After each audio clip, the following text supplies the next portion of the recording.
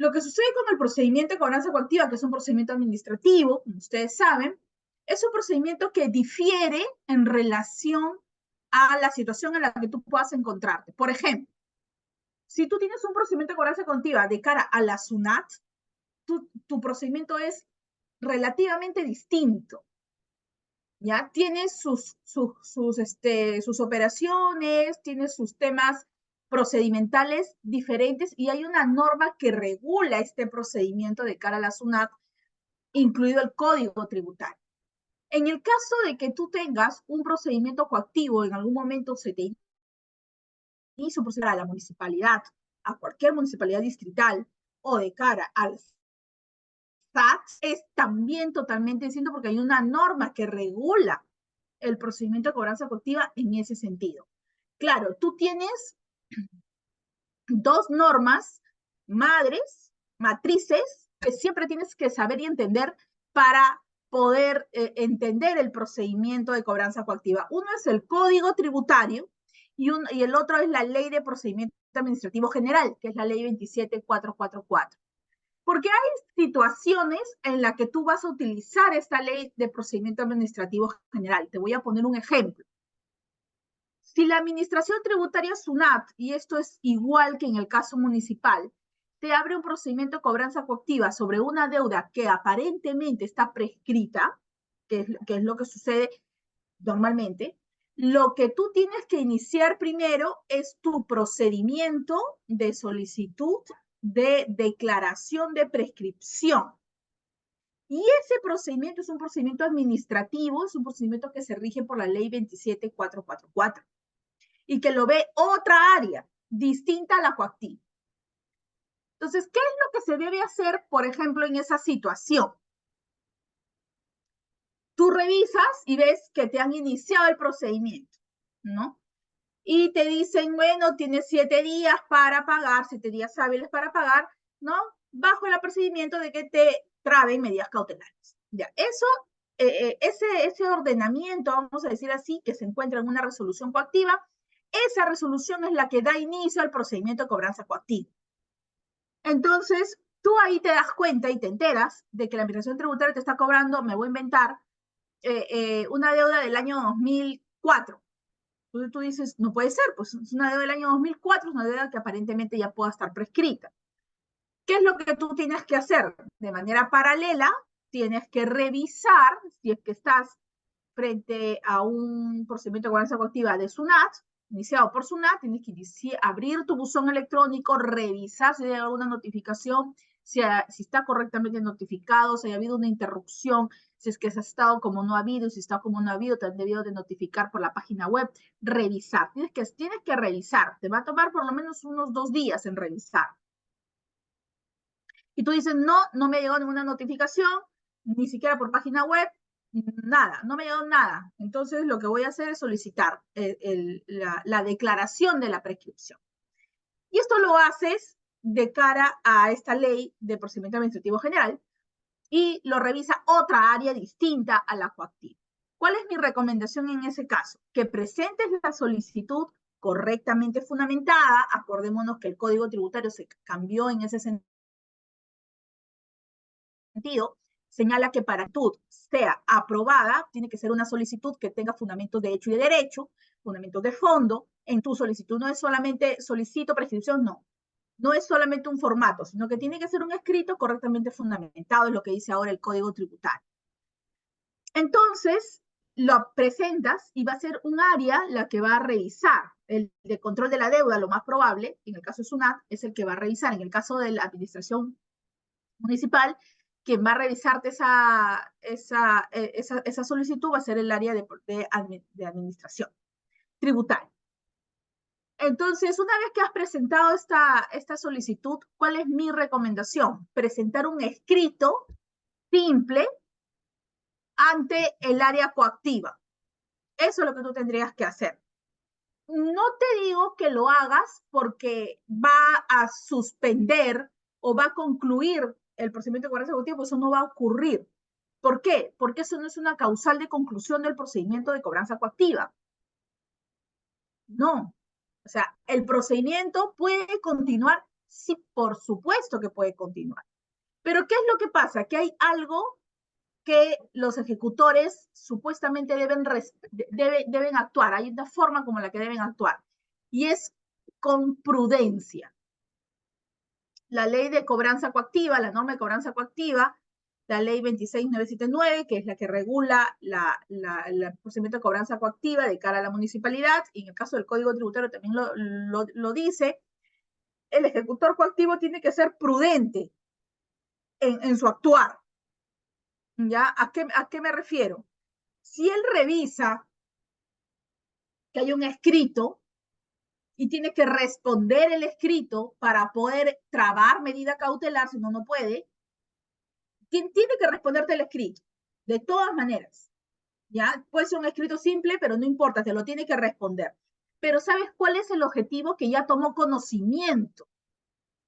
El ejecutor ya tomó conocimiento de que hay una solicitud de declaración de prescripción de la deuda. Entonces, ¿qué es lo que tiene que hacer el ejecutor? Tiene que actuar con prudencia. No digo que esté obligado a concluir el procedimiento de cobranza coactiva, porque no lo va a hacer, no está obligado y la norma no es una causal. O sea, no va a concluir el procedimiento de cobranza coactiva, pero lo que sí va a hacer es que el ejecutor tome conocimiento y dentro de su margen de prudencia no va a trabajar el expediente. No lo va a trabajar. No lo debería de trabajar. Debería esperar los 45 días hábiles que tiene el área para responder en relación a esa solicitud de declaración de prescripción. ¿Por qué? Porque probablemente sí esté prescrita. Porque yo no puedo, como ejecutor coactivo en el año 2024 o en el 2021, lo que fuere, iniciar un procedimiento de cobranza coactiva sobre una deuda del año 2004 sin saber y sin darme cuenta que esa deuda probablemente esté prescrita y por lo tanto ya no puedo cobrarla. Entonces yo tengo que ser prudente y decir, bueno, la deuda probablemente está prescrita, no está declarada prescrita, pero yo por mi principio de prudencia no voy a trabajar el expediente, voy a esperar que el área se pronuncie para yo recién trabar o ejecutar alguna medida cautelar. Cuando el área se pronuncie y diga, no, esta deuda no está prescrita, yo recién trabajo el expediente. Si el área me dice, está prescrita, concluyo el procedimiento. Esta es la forma, ¿no? No va la mera solicitud o la mera concluye el procedimiento coactivo, eso es claro. No lo va a concluir, porque no es una causal de conclusión. Lo que sí debería de actuar el ejecutor es con prudencia y decir, no voy a trabajar el expediente, voy a esperar que el área se pronuncie. Así, voy a esperar que el área se pronuncie. ¿Por qué? Porque yo no me puedo arriesgar. ¿Qué pasa si la deuda está prescrita? ¿Qué me puede pasar a mí como ejecutor coactivo? Me pueden abrir procedimiento disciplinario porque estoy aperturando un procedimiento coactivo y estoy ejecutando una medida cautelar sobre una deuda que está prescrita. La ley de procedimiento administrativo general siempre está inmerso en este tipo de procedimientos, ¿no? El Código Tributario, lógicamente que sí, pero como todos sabemos, la norma especial prima sobre las normas generales, así que lo que tenemos que hacer es aprender a aplicar las normas especiales. Tú tienes dos normas especiales en el caso del procedimiento de ejecución coactiva. Una resolución de superintendencia que regula el procedimiento de cobranza coactiva en el caso de la SUNAT, y tienes una ley, la 26979, que es la que regula el procedimiento de cobranza coactiva frente a la municipalidad, frente a la administración tributaria municipal y frente al SAT, lógicamente. Entonces, nosotros vamos a hablar en relación a ello. Vamos a empezar haciendo primero referencia a la naturaleza que tiene este procedimiento de cobranza coactiva. Porque tiene una naturaleza especial este procedimiento de cobranza coactiva. No es un procedimiento, digamos, cualquiera, es un procedimiento un poco sui generis. Por ejemplo, la deuda exigible coactivamente. ¿Cuándo tenemos una deuda exigible coactivamente? Eso es medular.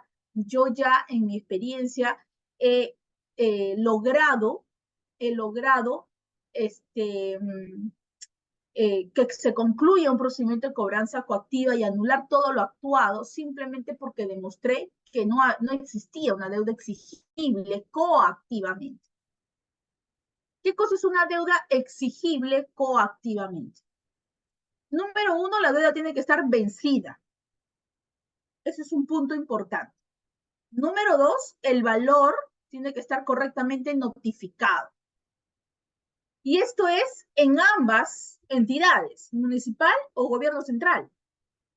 Tiene que estar correctamente notificado ese valor, que puede ser una orden de pago, puede ser una resolución de determinación, puede ser una resolución de multa, ¿no? Una resolución de pérdida de fraccionamiento, pero tiene que estar correctamente notificado.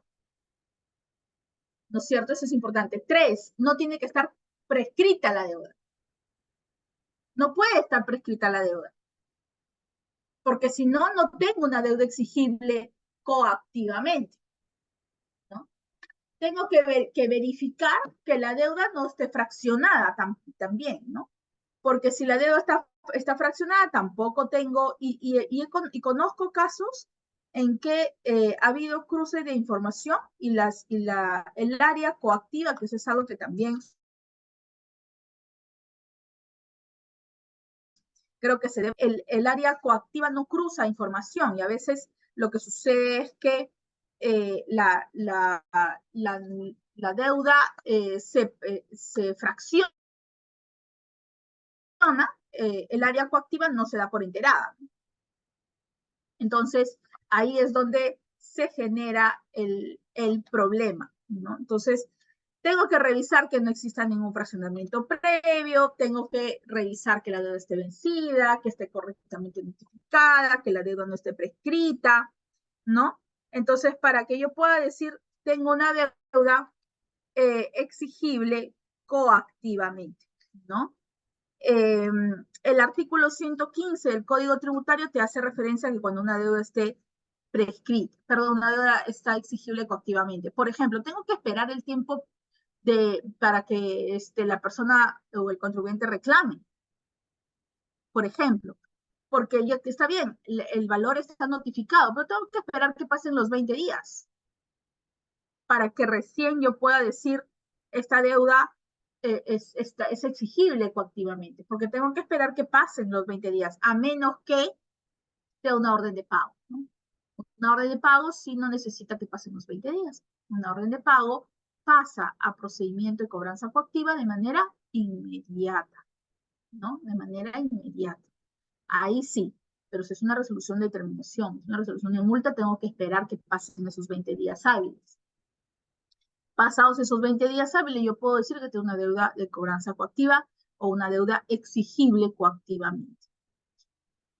Si es que la persona, el contribuyente reclama y el área que corresponde se pronuncia y declara improcedente, igual tengo que esperar los 15 días que tiene el contribuyente para apelar ante el Tribunal Fiscal. ¿No es cierto? Porque si no, tampoco tengo una deuda exigible coactivamente, ¿no? Eso donde lo dice el artículo 115 del código tributario, ¿no es cierto? Esa es la que te dice, ¿no? Si está fuera de fecha, por ejemplo, pasaron los 20 días o pasaron los 15 días, ¿no? Lo que señala la norma, que una deuda exigible coactivamente es aquella que ya ha pasado el plazo, que está fuera del plazo para interponer algún recurso y no se ha cumplido con presentar una carta fianza, ¿no? Por ejemplo. Entonces, en ese sentido, yo puedo decir, tengo una deuda exigible coactiva. Entonces, a veces, ¿qué pasa? Suceden arbitrariedades, suceden situaciones en las que inician el procedimiento de cobranza coactiva, no esperan, inicia el procedimiento de cobranza coactiva cuando la persona ya presentó una carta fianza. Entonces, surge más que todo en el ámbito municipal. En la SUNAT no suele cometerse ese tipo de errores, pero en el ámbito municipal sí ocurre, ¿ya? Sí ocurre. Entonces, tienes que saber eso. ¿Qué sucede, no? Si te pasa. ¿Cuál es tu instrumento de defensa? ¿No? ¿Cómo me tengo que defender? la Administración Tributaria ha iniciado un procedimiento sobre una deuda que todavía no es exigible coactivamente. Entonces, ¿qué es lo que tengo que hacer? Tengo que presentar una queja ante el Tribunal Fiscal, ¿no? Tengo que presentar una queja ante el tribunal. Vamos a hablar en relación a las etapas del procedimiento de cobranza coactiva. También, ¿no es cierto? Tenemos una etapa de inicio del procedimiento de cobranza coactiva, tenemos una etapa de que se ordena medidas cautelares y luego la etapa en la que se ejecutan las medidas cautelares y luego la que concluye el procedimiento de cobranza coactiva. ¿Qué es lo que tú tienes que saber en estas etapas? Por ejemplo, que es algo que muy pocas personas lo saben, y es que cuando tú presentas un escrito, el ejecutor coactivo no puede ejecutar ninguna medida cautelar sin antes responder el escrito. Entonces, presentar un escrito sí un poco que ayuda, ¿no? Porque ya le han abierto procedimiento disciplinario a varios ejecutores cuando lo que hacen es ejecutar medidas cautelares cuando hay escritos que no han sido respondidos, ¿no? Entonces, también es importante saber cuáles son tus derechos, ¿no? Tú puedes acercarte, por ejemplo, en el ámbito municipal, te acercas y tú pides una lectura de expediente. Entonces, yo quiero hacer una lectura de expediente. No, tiene que venir la otra semana, el otro mes, no, ahorita. Yo quiero ahorita tener una lectura de expediente y es mi derecho. No que venga mañana, pasado la otra semana, no que lo tengo que buscar, no. Ahorita. Quiero ver, quiero leer el expediente, quiero hacer una lectura, tienes que pagar por la copia, pero tienes que sacar copia por la ley de transparencia, tú puedes sacarle copia a todo el expediente si quieres, ¿no? Claro, te van a cobrar lo que te tengan que cobrar, una tasa, ¿no? Cuesta 10 céntimos la cara de la ya se pagan los 10 céntimos, ¿no? Por cada hoja o por cada cara. Pero tú tienes tu derecho, ¿no? De agarrar y decir, quiero hacer una lectura del expediente. Vamos a hablar en relación a los tipos de embargo dentro del procedimiento de cobranza coactiva, ¿no? El más común es el de retención bancaria, pero existen varios. Existen varios tipos de embargo, ¿no? De inscripción, por ejemplo. En el ámbito, en mi experiencia, en el ámbito municipal, existe, por ejemplo, el embargo en forma de inscripción vehicular, ¿no? Donde también lo que hacen es ordenar el secuestro del vehículo, ¿no? dentro del procedimiento de cobranza coactiva. Entonces, depende mucho y ahí tiene que ver mucho la prudencia y tiene que ver mucho el criterio del ejecutor. Si la deuda, me voy a inventar, son 3.500 soles, no voy a, pues, a trabar una medida cautelar en forma de inscripción de un inmueble, porque no es proporcional. Eso no puedo hacer. Ya el Tribunal Fiscal le ha jalado las orejas a varios ejecutores, le ha dicho, tú no puedes, sobre una deuda tan ínfima, pretender pues inscribir una medida cautelar en forma de inscripción de inmuebles. Tiene que ser por retención bancaria, por ejemplo, ¿no?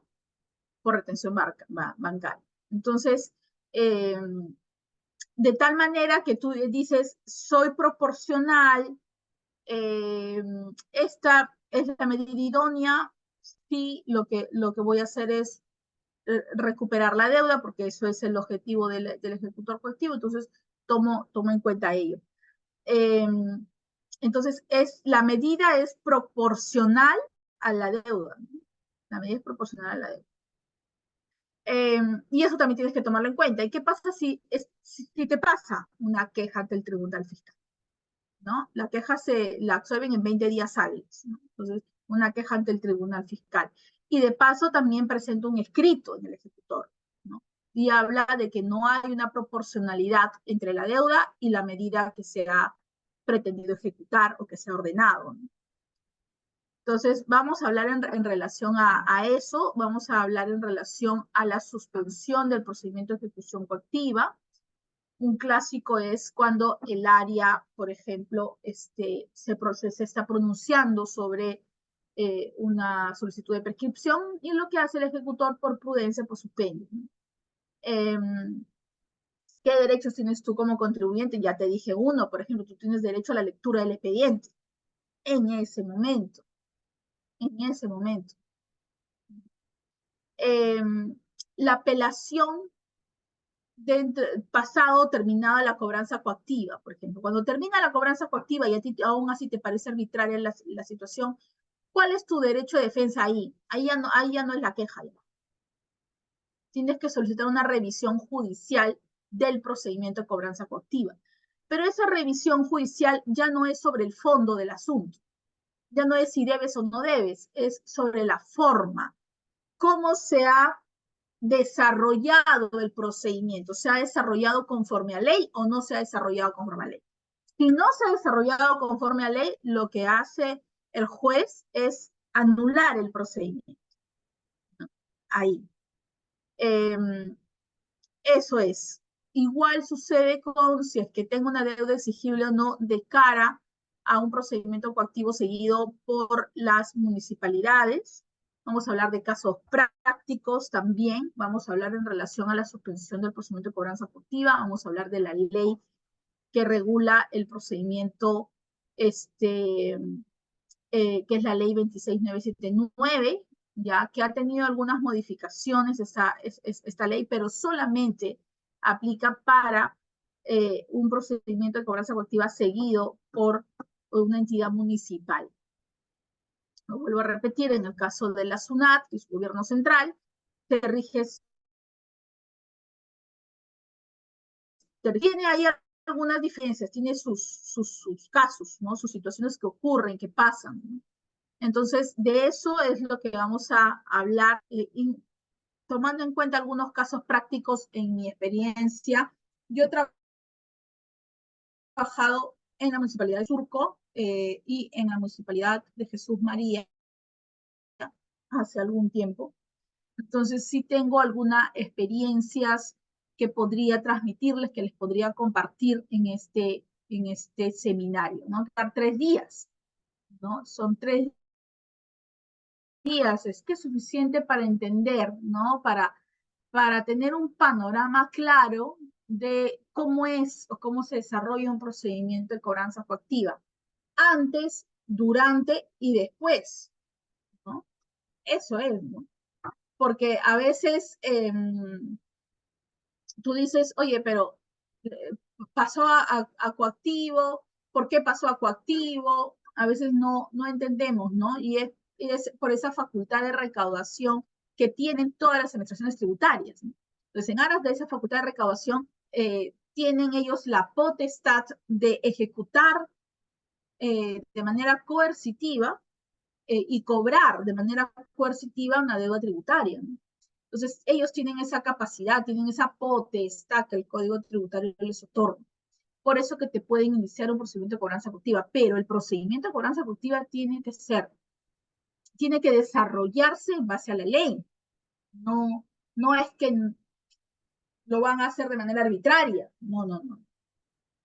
Tenemos derecho de defensa los contribuyentes también, ¿ya? Y tiene que seguirse conforme a ley el procedimiento, lógicamente.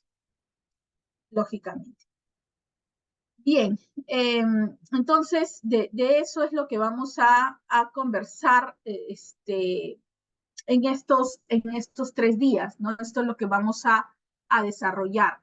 El material va a ser un material actualizado, ¿ya? Yo tengo para ustedes un material ya actualizado, un material que sí creo yo les va a servir para, vuelvo a repetir, tener un panorama en relación a casos que puedan ocurrir y puedan tener su derecho de defensa, puedan ejercerlo de manera correcta, porque a veces uno por desconocimiento, pues, no se defiende de manera correcta. Hay muchas personas que han tenido o han terminado pagando una deuda con SUNAT cuando pudieron haberse defendido, creo yo, incluso antes del procedimiento de cobranza coactiva, ¿no? Ahora, otra cosa que tienen que saber en el tema de las cobranzas coactivas, y es que cuando llega a cobranza coactiva es porque ya se agotó varias cosas, ¿no? O sea, ya pasó tu plazo para reclamar, ya pasó tu plazo para apelar, para presentar un recurso de reconsideración, lo que fuere si es que ocurriera. el ejecutor lo único lo que hace es recuperar la deuda. O sea, el procedimiento de cobranza coactiva es frío. Ahí no ve, solamente cobra. Entonces, no, pero ¿sabes por qué? Me iniciaron la fiscalización, me enviaron los valores y me están reparando un crédito fiscal que no corresponde. Me ha llegado la notificación, pero la notificación estaba mal. Sí, pero nunca reclamaste. Ya pasaron los 20 días. A una empresa le pasó eso, un cliente de nosotros en el estudio. Cuando llegó el caso a nuestras manos, ya no había prácticamente nada que hacer. ¿Por qué? Porque se había pasado todos los plazos. Todos los plazos. Ahí lo único que estaba haciendo el ejecutor era cobrar y la deuda era muy, muy alta. Porque como habían estado en pandemia y habían estado con el tema del COVID, nadie había visto el buzón electrónico, la empresa estaba como no ha habido, les habían notificado a través de la página web, nunca les tomaron en cuenta nada, nunca respondieron nada en la fiscalización y por lo tanto lo que hicieron es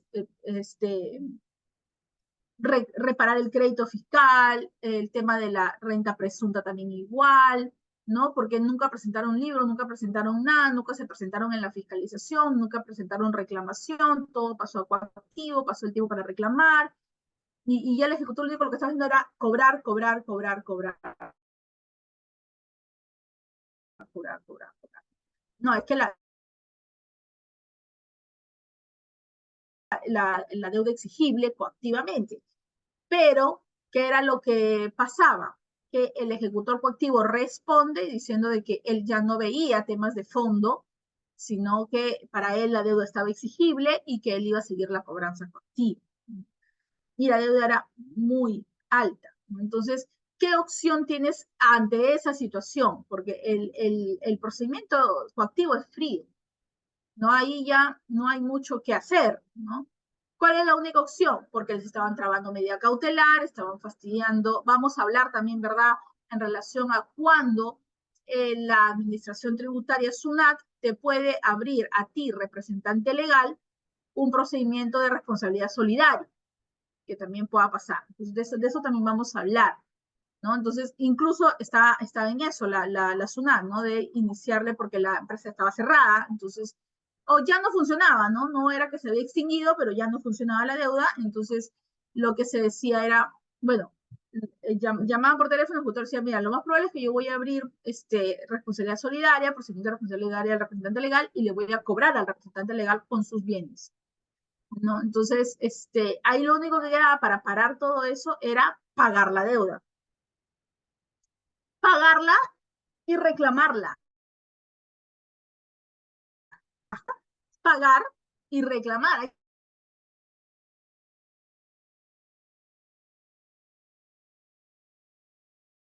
Ahí no quedaba de otra.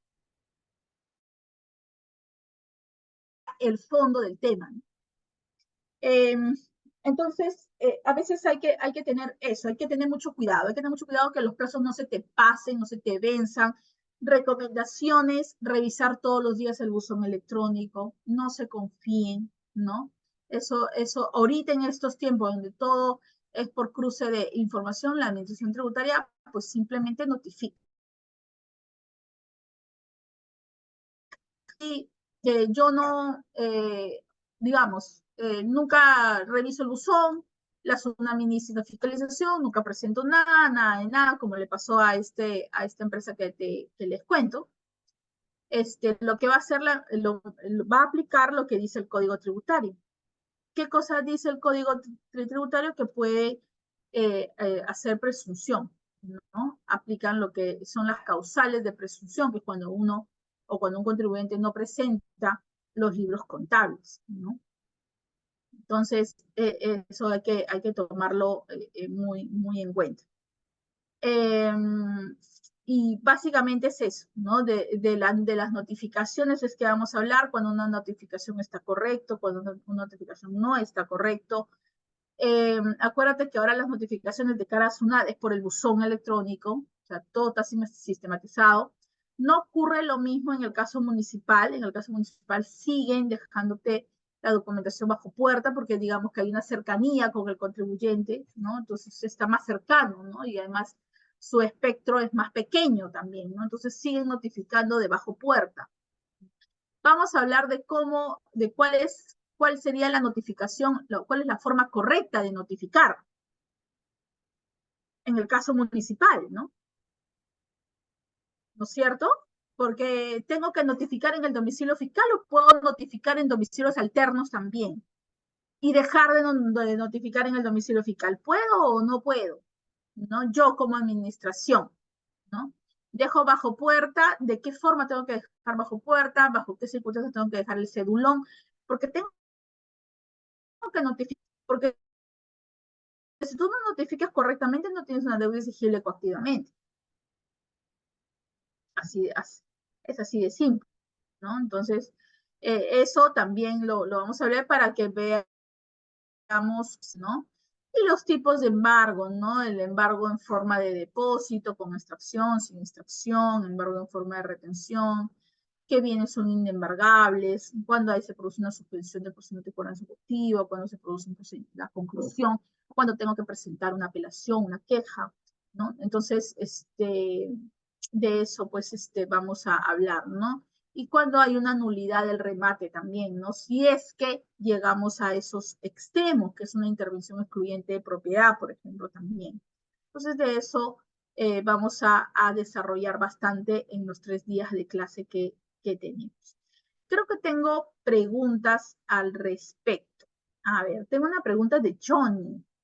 Dice, doctora, ¿qué trámite se podría realizar si el deudor ya falleció y la notificación de cobranza sigue a nombre del fallecido, a pesar de que se comunicó con una sucesión intestada a nombre del sucesor? ¿Qué opción o procedimiento se va a seguir? A ver, no sé si es de cara a la municipalidad o de cara al SAT o de cara a la SUNAT. Yo creo que es municipal, porque normalmente ocurre esto, ¿no? Claro, ya ustedes han informado que la persona está fallecida. Me imagino que han adjuntado la partida de defunción, ya están como sucesión intestada, o más, no sé si sucesión intestada o sucesión indivisa. Sucesión intestada quiere decir que ya hay una declaratoria de herederos. Entonces, en ese caso tienen que ver quién es el representante de esa declaratoria de herederos o de esa sucesión intestada para que pueda hacer toda la gestión y pueda hacer el tema, ¿no? ¿Qué es lo que puedes hacer? Si es que de cara a la municipalidad tienes que acercarte al área de administración tributaria y decir, yo ya he notificado y el procedimiento de cobranza hipoteca sigue a nombre de la persona que ha fallecido y necesito que ya no salga a nombre del fallecido. Yo no sé si ustedes están atacando la deuda, si es que quieren pagar, no quieren pagar, o si se debe pagar o no se debe pagar. Yo no lo sé, Johnny. Pero en principio se tendría que un poco, digamos, estar ahí para poder hacer el cambio que corresponde. Sí, me imagino que es un municipio. Porque lo que ocurre en la municipalidad suele ser eso, ¿no? Que a veces las áreas no se cruzan y son muy lentos también, ¿no? Su procedimiento es lento, a la interna es lento. Entonces, tienes que seguir insistiendo, ya acercarte al área de administración tributaria y con el escrito decir, oye, hagan el cambio, porque necesitamos que hagan el cambio para poder pagar. O fraccionar, ¿no? En todo caso, fraccionar, ¿no? ¿En qué consiste una medida cautelar previa? Janet, perdón, Arturo primero. ¿Qué significa conclusión de cobranza colectiva? Porque notifican si todavía no se pagó. ¿Por qué notifican si todavía no se pagó la deuda? No entiendo tu consulta, Arturo. Mira, la conclusión del procedimiento de cobranza coactiva ocurre cuando has pagado, cuando has fraccionado o cuando hay un documento donde señala de que la deuda se encuentra prescrita, ¿no? Eso es lo que señala aquí dentro de las causales de conclusión de la cobranza coactiva, ¿no? Acá señala que solamente el ejecutor puede concluir o suspender el procedimiento de cobranza coactiva. En el caso acá de las conclusiones, por ejemplo, dice, mira, tú debes concluir el procedimiento de cobranza coactiva, por ejemplo, si es que es una orden de pago que ha pasado directamente a cobranza coactiva, pero lo que tú has hecho es el pago previo, yo tengo que concluir el procedimiento. O de repente lo que tú has hecho es aplicar la excepción de que presentas un recurso de reclamación dentro del plazo de los 20 días hábiles cuando se evidencie que es evidentemente improcedente la cobranza. Tengo que concluir el procedimiento también. Por ejemplo, dice cuando la deuda se declare prescrita la deuda, ¿no? Cuando la persona ha pagado, cuando la persona ha hecho fraccionamiento, ¿no? Cuando la orden de pago son evidentemente nulas o son declaradas nulas, ¿no? Pues obviamente, si no está el valor del procedimiento coactivo, no existe, porque acuérdate que todo se basa, o todo el procedimiento coactivo se basa en el valor, ¿no? Si no, no hay nada, ¿no? Entonces, ahí son causales de la conclusión del procedimiento de cobranza coactiva, mi estimado Arturo. Janet dice, ¿qué cosa es una medida cautelar previa? Es una medida cautelar que se traba antes de iniciado el procedimiento de cobranza coactiva, pero bajo ciertas causales. No es que yo pueda trabar una medida cautelar antes del procedimiento coactivo porque sí, o sea, tiene que haber unas causales, ¿no? Por ejemplo, tengo que demostrar efectivamente que si no hago esto, si no trabo una medida cautelar antes de iniciar el procedimiento, no voy a poder ejecutar. Entonces, como estas medidas tienen como objetivo proteger el hecho de que yo pueda cobrar la deuda porque no se convierte en incobrable, entonces lo que quiero es respaldarme, quiero protegerme, lo que hago es, antes de iniciar el procedimiento, trabo una medida cautelar. Pero, vuelvo a repetir, Janet, bajo ciertas causales. Doctora, dice Norma Haro, ¿qué pasa si comunico al SAT la sucesión intestada después de 3 años del fallecimiento? ¿También aplicarían alguna multa? Ya, sí, eso ya depende de si existe, o sea, lo que pasa es que eso ya es potestad del SAT. Entiendo que sí te colocan a veces una multa, ahorita no sé si la están aplicando, pero colocan una multa por no haber informado, porque tienes un plazo para informar, ¿no? Pero si no te colocan ninguna multa, porque al final es su discrecionalidad del SAT, no pasa nada. En realidad, lo que va a hacer es que simplemente lo has informado, ¿no? Hay gente que, sí, pues lamentablemente sale la declaratoria de derechos y nunca le informan nada a la municipalidad y sigue saliendo toda la documentación a nombre del fallecido, porque también la municipalidad comete error, ¿no? Porque creo que la municipalidad debe cruzar información con RENIEC, y no lo hace pudiendo hacerlo. Entonces, también es poco de responsabilidad de la municipalidad. Jessica Caicedo dice, doctora, buenas noches. Tengo cobranza coactiva de la renta de diciembre, ¿ok?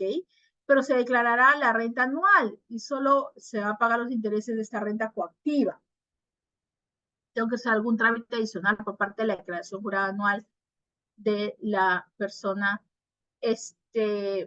Yo te recomendaría, ya, yo te recomendaría, presentar un escrito comunicando eso al ejecutor coactivo. No para que concluya el procedimiento ni para que se suspenda, porque no es una causal, pero sí para que tome conocimiento. Porque yo no sé cuándo van a presentar la DJ del 2023, quizás en marzo, hasta en marzo de repente ya te ejecutaron medida cautelar. Entonces, para que no te ejecuten, comunícale al ejecutor coactivo que el impuesto se liquidará en la DJ anual y se va a pagar los intereses que corresponden, ¿no? Sí, eso es lo que, eso es un tema meramente operativo, esto no está en ninguna norma, ¿no? Eso no está en ninguna norma. Pero si tú no haces eso, en realidad el ejecutor ahí tiene razón, ¿ah? O sea, si tú no has presentado, perdón, si tú no has pagado la deuda, el pago o el impuesto, o el pago a cuenta, en realidad, de diciembre del 2023, obviamente te va a iniciar procedimiento de cobranza coactiva, que es lo que ha pasado, ¿no? Lógicamente. Eli consulta, doctora, una consulta, una orden de pago que está en cobranza coactiva, si pago y presento mi reclamo, en caso que gane, me devuelven mi dinero, estoy aún dentro de los 20 días, es para SUNAT. Ya, si estás dentro de los 20 días, reclama dentro de los 20 días, sería genial, reclamar dentro del plazo de los 20 días, si es que estás en esa excepción. La regla general en la orden de pago, ¿cuál es, Eli? Pagar para poder reclamar, ¿ok? Ok, tú dices, yo estoy en la excepción, porque la norma dice, a menos que tú reclames dentro del plazo de los 20 días, pero tú demuestres que es evidentemente improcedente la cobranza. Entonces, si tú estás en esa causal y tú reclamas dentro de los plazos de los 20 días, sería genial porque no necesitarías pagar y el ejecutor tendría que concluir el procedimiento coactivo en ese intervino. Porque está dentro de los plazos de 20 días, está reclamándose, etcétera, ¿no?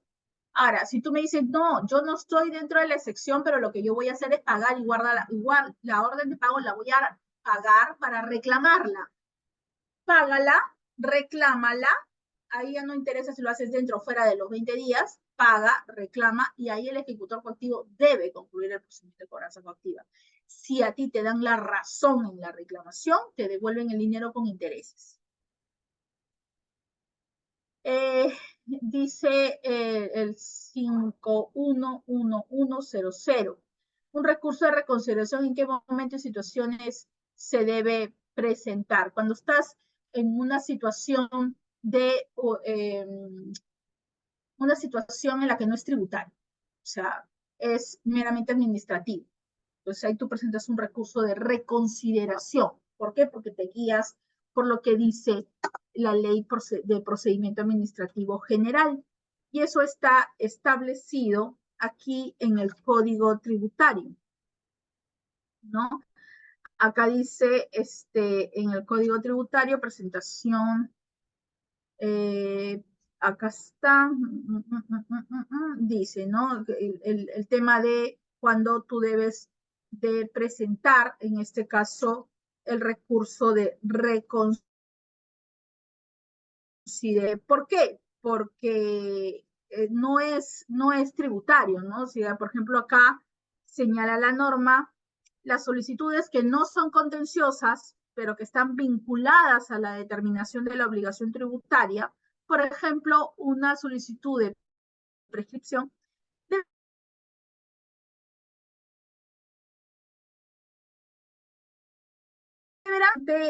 otras solicitudes no contenciosas, por ejemplo, aquellas que no están vinculadas a la determinación de la obligación tributaria. Por ejemplo, yo me quiero inscribir en, en la lista de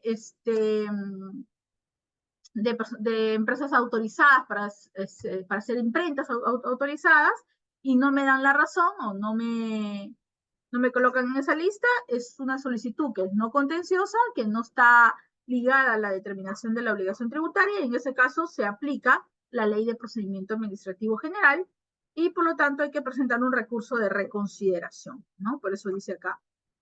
Entonces, en este caso, los actos que se resuelven, las solicitudes no contenciosas, en las que no están vinculadas a la determinación de la obligación tributaria, son impugnadas de acuerdo a la ley de procedimiento administrativo general, que es lo que tú señalas en el caso de la reconsideración, ¿no? La facultad discrecional en los gobiernos locales en base al código tributario. El código tributario habla de que tienen una facultad discrecional. Toda administración tributaria tiene facultad discrecional, es decir, el gobierno, toda administración tributaria, ¿no? O sea, lo que hacen es tener ciertos criterios, y ellos tienen su libertad para tomar la decisión de, por ejemplo, fiscalizar a cierto grupo de contribuyentes, ¿no? Por ejemplo, en el ámbito municipal también pasa, ¿no? Vamos a fiscalizar, digamos, a las empresas que están en esta zona, por ejemplo, ¿no? Porque no pagan impuesto predial, porque no pagan arbitrios, etcétera, ¿no? O porque no han declarado lo que deben de declarar. Entonces, dice el municipio, vamos ahora a mapear, vamos a actualizar nuestro sistema, en el sentido de que vamos a actualizar si es que las personas están declarando sus modificaciones de sus predios, por ejemplo, en el caso municipal. Entonces vamos a empezar por esta zona, pero eso es su criterio, eso es su discreción de la municipalidad. ¿De dónde se basa? Se basa en el código tributario. Ruth consulta. Doctora, de mi empresa declararon la rectificatoria de una declaración sobre impuesto predial. ¿Ya? Una declaración contra el orden de pago. ¿Me aceptarán? ¿Y cuál sería el plazo para que me responda? A ver, Ruth, lo que yo intuyo que debe haber pasado es lo siguiente. Han hecho una revisión de y se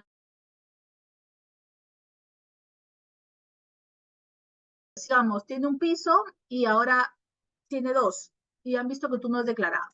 Entonces, lo que han hecho es que lo han hecho de oficio. Eso es lo que yo entiendo, que lo han hecho, que la entidad edil lo ha hecho de oficio y ha declarado. Esa declaración es impugnable. Parece que tú has rectificado esa declaración, ¿no? La has rectificado, pero dice, nunca lo hice, dice, nunca rectifiqué. Si no lo has hecho tú, lo debe haber hecho de oficio la administración tributaria o la municipalidad. Lo que ha hecho es rectificar. Ha visto, mira, Ruth tiene un piso, perdón, tiene dos pisos, pero acá en su declaración dice que tiene solo uno. Vamos a rectificar. Lo que han hecho es rectificar. Y obviamente te están cobrando más impuesto predial. Y tú me dices, yo nunca he hecho esa rectificatoria. Claro, porque te la deben de haber hecho de oficio.